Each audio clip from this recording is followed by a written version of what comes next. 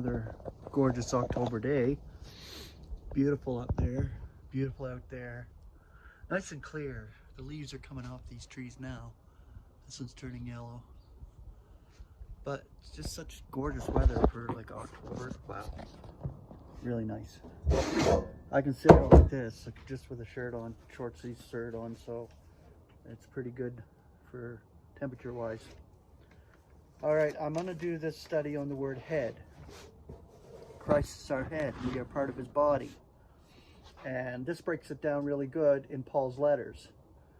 But the first passage of scripture I want to share with you is actually in Matthew. And I find it very awesome because it was one of the first passages of scripture that talked about the sovereignty of God and his creation and the fine details of it. Now the Greek for head is kephali with a K. Okay, so Matthew 10:30. Now of your head, even the hairs are all numbered. That there is detailed. The concordant definition, the upper or front part of an animal or human body containing the brain and special sense organs. That's an interesting definition.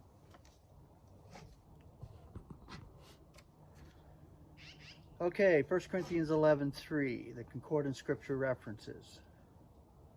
Now I want you to be aware that the head of every man is Christ, yet the head of the woman is the man, yet the head of Christ is God. Ephesians 1:22. And subjects all under his feet and gives him as head over all to the ecclesia, which is his body. Ephesians 4:15. Now being true in love, we should be making all grow into him, who is the head, Christ. Ephesians 5:23. For the husband is the head of the wife, even as Christ is head of the ecclesia, and he is the Savior of the body. Colossians 2:10. And you are complete in him, who is the head of every sovereignty and authority.